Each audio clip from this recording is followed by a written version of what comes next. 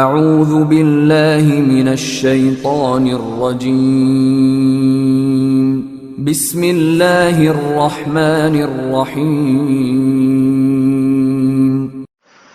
আসসালামু আলাইকুম রহমতুল্লাহি ওয়া বারাকাতুহু। আমাদের একজন ভাই প্রশ্ন করেছেন যে উনি অনেক সময় মাঝে মধ্যেই হয়তো এমন কাজে যান যে আসরের নামাজটা পড়ার জন্য দুষ্কর হয়ে যায়। তো এই অবস্থায় যদি জোহরের সাথে জমা করে নেন তাহলে জমা করতে পারবেন কিনা, এমনইভাবে মাগরিব এবং এশার নামাজের কথাও তিনি বলেছেন। উত্তরে বলবো যে নামাজ হচ্ছে এমন একটি ইবাদত যেটি নির্দিষ্ট সময়ে ফরজ করা হয়েছে। মহান আল্লাহ তাআলা পবিত্র কোরআনে বলছেন, ইন্নাস সালাতা কানাত আলাল মুমিনিনা কিতাবাম মাওকুতা, নিশ্চয় নামাজকে মুমিনদের উপর নির্দিষ্ট সময়ে ফরজ করা হয়েছে।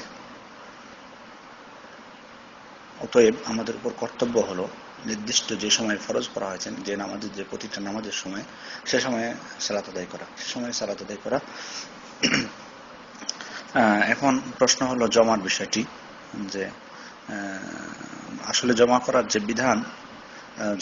যে বিধানগুলো বর্ণিত হয়েছে সেটি বর্ণিত হয়েছে মূলত সফরের ক্ষেত্রে।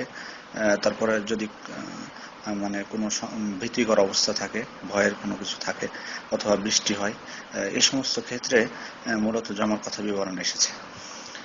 এখন প্রশ্ন হলো যে আমাদের যদি আমরা জটিলতায় পড়ে যাই, কোনো সমস্যায় পড়ে যাই মাঝে মধ্যে, যেটাতে আমাদের জন্য দুষ্কর হয়ে যায় জমা না করলে সেই নামাজটি পাওয়া, এরকম অবস্থায় কি আমরা জমা করতে পারবো কিনা? তো আমরা ইবনে আব্বাস রাদিয়াল্লাহু আনহুমা থেকে একটি হাদিস লক্ষ্য করি। তিনি বলছেন, সাল্লা রাসূলুল্লাহ সাল্লাল্লাহু আলাইহি ওয়াসাল্লাম আয-যুহরা ওয়াল আসরা জামআন ওয়াল মাগরিবা ওয়াল ইশা জামআন ফি গায়রি খাউফিন ওয়ালা সাফারিন ওয়া ফি লাফযিন ফি গায়রি খাউফিন ওয়ালা মাতারিন।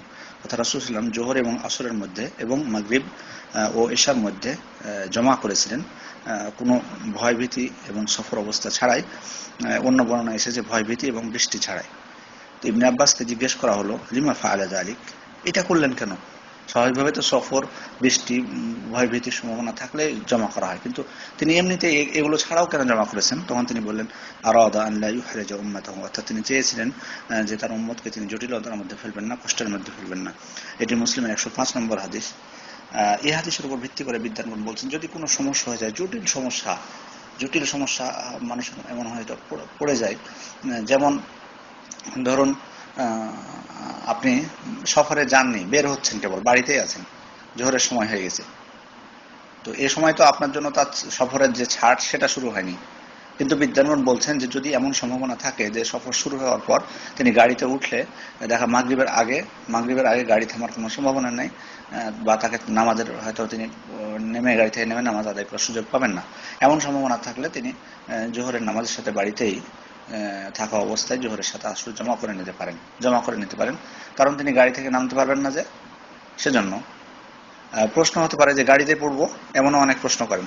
তো আসলে দেখুন, ফরজ নামাজগুলো গাড়িতে পড়ার বিষয়ে, ফরজ নামাজের শর্ত হলো যে কিবলামুখী হওয়া, তারপরে দাঁড়িয়ে পড়া। তো এগুলো আপনি যখন গাড়িতে সালাত আদায় করতে যাবেন তখন এগুলো পারবেন না স্বাভাবিকভাবে, এগুলো কিবলা ঠিক রাখতে পারবেন না, দাঁড়িয়ে নামাজ পড়তে পারবেন না।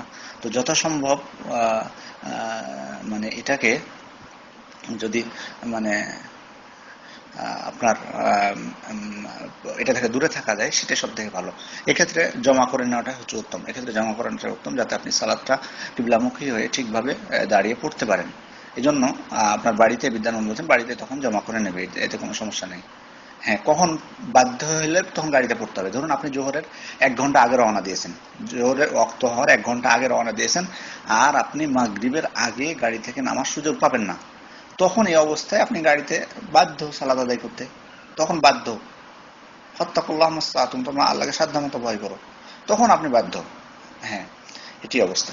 এমন অবস্থা হয় যে সফর না, আপনি মুকিম অবস্থাতে অনেক সময় জ্যামে আটকায় যান, গাড়িতে হয় কি জ্যামে আটকায় যান মুকিম অবস্থায়। তখন যদি অবস্থা হয় যে দেখা যাচ্ছে যে মানে মানে হতে পারে এমন অবস্থা যে স্বাভাবিকভাবেই ধরুন আপনি মাগরিব হয়ে যাচ্ছে, জ্যামে আসরের পর গাড়িতে উঠেছেন, দিয়ে স্বাভাবিকভাবে বেশি দূর রাস্তা না, কাছেই, হয়তো আধা ঘন্টার রাস্তা বা 1 ঘন্টার রাস্তা, কিন্তু আপনি জ্যামে পড়ে গেলেন। সফর নাই, এমনি মুকিম অবস্থা থাকে, জ্যামে এমন ভাবে পড়লেন যে মাগরিবের আজান হয়ে গেল। এই অবস্থায় আপনার জন্য ছাড় আরো রয়েছে। আপনি গাড়িতে আপনাকে নামাজ পড়ার দরকার নেই। আপনি যখন গাড়ি থেকে নামবেন তখন এশার সালাতের ওয়াক্তে বা যখন নামবেন আপনি এশার নামাজের ওয়াক্ত থাকবে, তখন আপনি নেমে মাগরিব আর এশা জমা করে নেবেন। তখন মাগরিব আর এশা একসাথে জমা করে নেবেন। কারণ এই ক্ষেত্রে আপনি সমস্যায় পড়ে গেছেন, এটাই। এবং আল্লাহ রাসূল সাল্লাল্লাহু আলাইহি ওয়াসাল্লাম কিন্তু এটাই, ইবনে আব্বাস এটাই বোঝাতে চেয়েছিলেন যে তিনি তার উম্মতকে জটিলতায় ফেলতে চাননি বা কষ্টের মধ্যে ফেলতে চাননি। এই ক্ষেত্রে আপনি কি করবেন? গাড়ি থেকে নামতেও পারছেন না, আর গাড়িতে সালাত আদায় করলে রুকুনগুলো আপনার যে ফরজ নামাজের যে কিবলামুখী হওয়া সত্য, তারপরে মানে দাঁড়িয়ে নামাজ পড়া সত্য, এই যে এগুলো আপনি ঠিকভাবে তখন পালন করতে পারছেন না। আর আপনার তো সুযোগ আছে এখানে জমা করার, রাসূল সাল্লাল্লাহু এটা সুযোগ দিয়েছেন, বিধায় আপনি জমা করবেন।